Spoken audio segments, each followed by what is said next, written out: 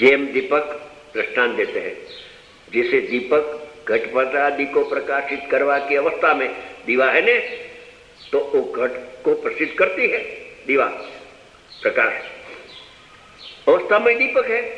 घड़ा को प्रसिद्ध करे तो भी दीपक, और दीपक अपनी शिखा को प्रसिद्ध करे तो भी दीपक है। दीपक में क्या कुछ फर्क पड़ता है? घड़ा को प्रसिद्ध करे तो भी दीपक, और दीपक अपने को प्रसिद्ध करे, उसका जो प्रकाश है पर को प्रसिद्ध करे कि स्व को प्रसिद्ध करे, उसमें कुछ फर्क होता? दीपक तो दीपक ही है। प्रकाशित करवानी अवस्थाમાં દીપક અને પોતાની જ્યોતિરૂપ શિખાને પ્રકાશવાની અવસ્થામાં પણ દીપક જ, दीपक ही, दीपक में कोई फर्क होता नहीं है। अन्य कहीं नहीं तेम नायक नो समझू लो। कितना दिन हुआ आज? पूरी हो गई टीका, पूरी हुई, अभी भावार्थ बाकी है। भावार्थ अशुद्धपणु पर्यायમાં જે અશુદ્ધપણું અનંત કાળથી જે આવે છે એ અશુદ્ધપણું और द्रव्यना संयोग आवे छे, और द्रव्य से आता नहीं है। जो अशुद्धता आती है पर्याय में वो पर द्रव्य से आती नहीं है। पर द्रव्य का जब लक्ष्य करता है आत्मा, व्यवहार आत्मा लक्ष्य करता है, निश्चय आत्मा तो लक्ष्य करता नहीं है, पर्याय लक्ष्य करती है। मैं तो पर का लक्ष्य करने वाला नहीं हूं। अशुद्धपणु परद्रव्यना संयोग से आवे से, त्या मूल द्रव्य तो वही टाइम जब पर्याय में रागादि की प्रगटता होती है, वही टाइम एक ही समय मूल द्रव्य तो अन्य द्रव्य रूप होता नहीं है। वो ज्ञायक भाव तो राग रूप होता नहीं है। ज्ञायक तो ज्ञायक रहता है, मगर ज्ञायक की विशेष जो अवस्था है वो ज्ञायक की सन्मुख न कर पर की सन्मुख जब जाता है, तब परिणाम में रागादि की अशुद्धता प्रकट होती है। वो भी एक समय के लिए है, त्रिकाल नहीं, पर्याय है। पर्याय तो पलट जाती है। राग का अव्यय होकर वितराग भाव हो जाता है, मिथ्यात्व का अव्यय होकर सम्यक दर्शन हो जाता है। मात्र परद्रव्यना निमित्तથી अवस्था मलिन થઈ જાય છે। अवस्था मलिन हुई वो तो अशुद्ध उपादान का कारण से हुई, कर्म का उद्देश्य अशुद्धता आती नहीं। मगर अशुद्धता जब होती है, पर्याय में राग होता है, तो राग स्वाश्रय से नहीं होता है, राग पर का निमित्त का लक्ष्य से होता है। तो परद्रव्यना निमित्त की अवस्था मलिन થઈ જાય છે। अवस्था यानी हालत पर्याय मलिन होती है, भगवान आत्मा मलिन होता। क्या कहा? अवस्था मलिन हो जाती है। आश्रव की मलिनता है, जीव मलिन होता। मलिनता नव तत्व में कौन से तत्व में लागू पड़ती है? मलिनता संवर निजरा में लागू पड़ती है? नहीं। मोक्ष में? नहीं। जीव में? तो मलिनता धर्म किसका है? आश्रव का। आश्रव मलिन होता है, मैं तो मलिन होने वाला। देखो, परद्रव्यना निमित्त की अवस्था मलिन होती है, जीव मलिन होता। उपचार से कहा जाता है, व्यवहार से, कि आत्मा शुद्ध हो गया। वो उपचार का कथन है। उपचार को अनुपचार माने तो मिथ्यात्व का दोष आता है। आत्मा मलिन हो गया, आत्मा शुद्ध हो गया। कपड़ा मलिन हो गया, कपड़ा राता हो गया। कपड़ा 3 काल में लाल हो सकता, कपड़ा 3 काल में मलिन हो सकता। हाँ, कपड़ा की अवस्था माटी का संसेन अपनी योग्यता से, निमित्त रूप माटी, અને कपड़े की अवस्था की योग्यता मलिन होने की, तो अवस्था मलिन होती है कपड़े की। कपड़े की अवस्था मलिन होने पर भी कपड़ा तो स्वच्छ ही रहता है। जैसे शीतल स्वभावी जल अपनी योग्यता से और अग्नि का निमित्त का योग से अवस्था उष्ण होती है। कहा जाता है कि पानी गर्म हो गया, कहा पानी गर्म हो गया। व्यवहारिक जन के अंदर क्या बोलनी क्या होती है कि पानी गर्म हो गया, स्नान करना है। भैया पानी गर्म हो गया, क्या पानी गर्म हो गया। वहां ऐसे न कहा पानी तो शीतल है, उसकी अवस्था गर्म हो गई है, आप स्नान कर लो। लंबा लंबा वाक्य आवे तो कहा अंत ही आवे, अंत ना आवे उसका। शॉर्ट में कहना पड़ता है कि पानी गर्म हो गया, स्नान कर लो। है तो पानी गर्म होता है, कहा जाता है पानी गर्म, मगर पानी गर्म नहीं हो सकता है। तीन काल में अपना शीतल स्वभाव छोड़ता नहीं है। पानी की अवस्था उष्ण हो गई, वो भी पर्याय दृष्टि से है। स्वभाव दृष्टि से तो उष्णता अग्नि की है, पानी की है। शीतलता पानी की है, उष्णता अग्नि की है। आहा, ऐसी चीज तो इधर है ना। इसका खुलासा કે માત્ર પરદેવેના નિમિત્તથી अवस्था मलिन थी जाए छे। पूर्व का जो पंडित लोग है ने वो भी जैसा स्वरूप है ऐसा स्पष्टीकरण भावार्थ में करता है। आत्मा मलिन हुआ, आत्मा मलिन हुआ, आत्मा मिथ्या दृष्टि हुआ, वो तो भ्रांति है। आत्मा तीन काल में मलिन मिथ्या दृष्टि हो सकता, गायक तो गायक है।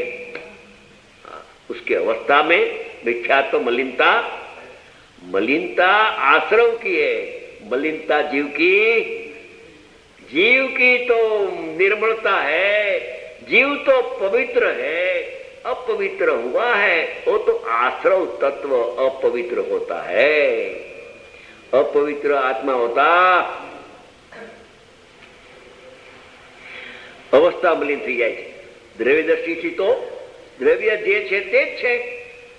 जब मलिनता होती है पर्याय में तब आत्मा तो शुद्ध वैसा का वैसा रहता है, वो मलिन होता नहीं। मलिनता उसके अंदर प्रवेश नहीं होती है। मिथ्यात्व की मलिनता पर्याय में है। पर्याय की एक समय की अवस्था में उसकी सत्ता मात्र में मलिनता है। भगवान आत्मा की सत्ता में मलिनता प्रवेश करती नहीं, इसलिए उसका आश्रय करने से मलिनता दूर हो जाती है। सम्यक दर्शन शुद्धता पर्याय में प्रकट संवर हो जाता है। आश्रव का निरोध होकर संवर होता है। દ્રવ્ય જે છે તે છે અને પર્યાય અવસ્થા દ્રષ્ટિથી જોવામાં આવે તો મલિન જ દેખાય છે। इधर देखता हूं तो मलिनता दिखती है और इधर देखता हूं तो निर्मलता दिखती है, दिखाई देती है। तो एक इधर देखूं तो शुद्धता है और इधर देखूं तो अशुद्धता है। ऐसा ऐसा करने के बाद ऐसा कर इधर दृष्टि लगाने से बाद में इधर देखता है, अरे इधर भी शुद्धता है, इधर भी शुद्धता है, इधर भी मलिनता कहां गई कि छू हो गई।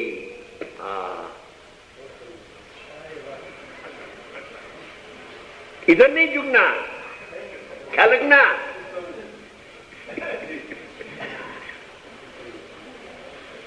दो है पड़खा, अनादिकाल का मलिनता भी पर्याय में है।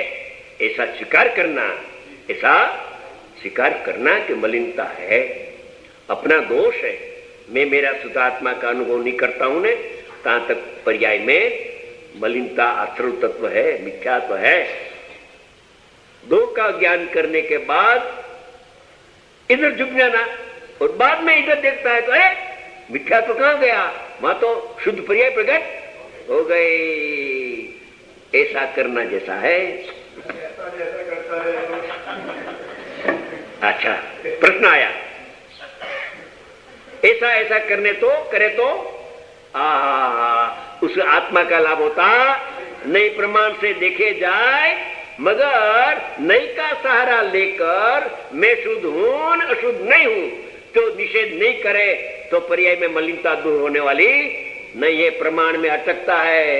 प्रमाण के बाद नई का प्रयोग करना चाहिए। नई में विधि निषेध है, प्रमाण में विधि निषेध होता नहीं है। एक दफे ऐसा हुआ कि हिम्मतनगर का एक मीठा भाई है, व्यापारी कापड़ का, उसके वहां बेन लोग सब साड़ी लेने को आया तो अच्छा कपड़े पहनकर जो श्रीमंत देखती है, दिखाव में तो श्रीमंत देखती कि अच्छा कपड़े ग्राहकी आज 500,000 रुपया वकरा हो जाएगा। तो इसने क्या किया, भोगी भाई वो लाओ साड़ी लाओ, तो 50 साड़ी का ढेर कर दिया, ये साड़ी। वो देखती रही, वो भाई क्या देखती रही, देखा करे 10 मिनट सही, 15 मिनट सही, 20 मिनट सही। तो कि भाई वो तो देखता है, लेता तो कुछ नहीं। तो बेन आप क्या करते हैं कि मैं तो साड़ी देखने के लिए आया हूं, ये देखने की दुकान नहीं है,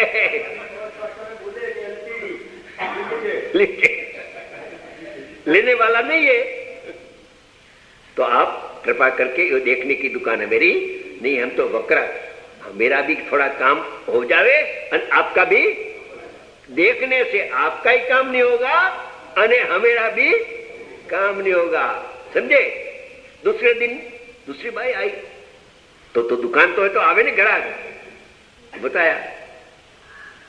देखने के बाद उसने क्या किया, 50 साड़ी में एक साड़ी ले लिया, एक साड़ी ले लिया तो एक उपाधि हो गया, 49 हे हो गई, समझे।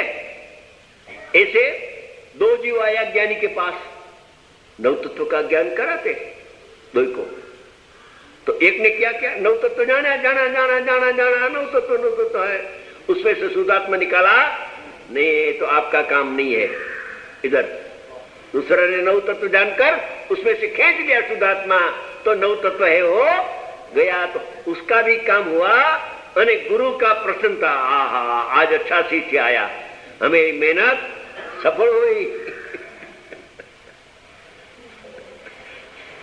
ऐसे भाई साहब का प्रश्न है ना, उसका उत्तर चलता है कि देखे जाए तो द्रव्य शुद्ध है, पर्याय अशुद्ध है। द्रव्य शुद्ध है, द्रव्यार्थिक नहीं है, द्रव्य शुद्ध है, पर्यार्थिक नहीं, पर्याय अशुद्ध है। निश्चय आत्मा करता है और व्यवहार नहीं से आत्मा करता है। निश्चय भोगता है, व्यवहार नहीं से भोगता है। ऐसे मात्र ज्ञान करने से आत्मा उपलब्धि होती नहीं है। दो को देखने के बाद एक की आंख बीच जाना, नहीं एक आंख खुल जा, ये मैं हूं, बस ये मैं हूं तो अपना काम हो जाता है, ऐसी बात है। आगे भावार्थ चलता है, 5 मिनट बाकी है।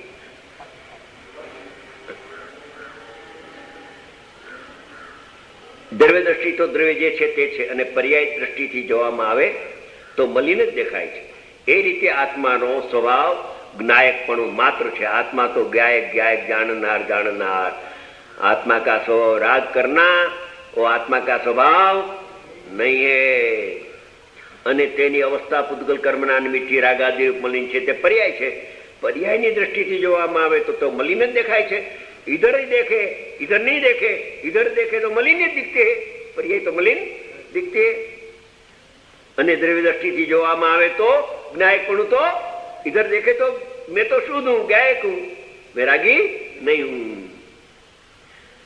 कई जड़पणું થયું નથી। અહીં દ્રવ્ય દ્રષ્ટિને પ્રદાન કરી કહ્યું છે કે પ્રમત અપ્રમતના ભેદ છે તે તો પરદ્રવ્યના સંયોગજનિત પર્યાય છે।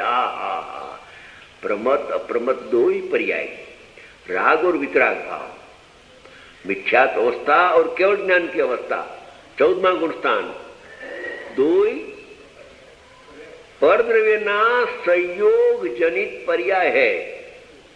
परद्रव्यना संयोग जनित यानी 1 से 6 गुणस्थान तक परद्रव्य का सद्भाव निमित्त है तो संयोग, और 7 में से 14वें गुणस्थान वो जो संयोग था उसका वियोग हुआ, अभाव हुआ, तो अभाव से वो उत्पन्न हुआ, तो सब परद्रव्य का संयोग से उत्पन्न हुआ, ऐसा कहा जाता। सद्भाव अभाव दो ही निमित्त रूप, कर्म का सद्भाव निमित्त और कर्म का अभाव निमित्त से हुआ, तो सब स्वभाव से उत्पन्न नहीं हुआ, संयोग से उत्पन्न हुआ। संयोग जनित पर्याय वो तो सूक्ष्म बात है, थोड़ी और कल लेगा।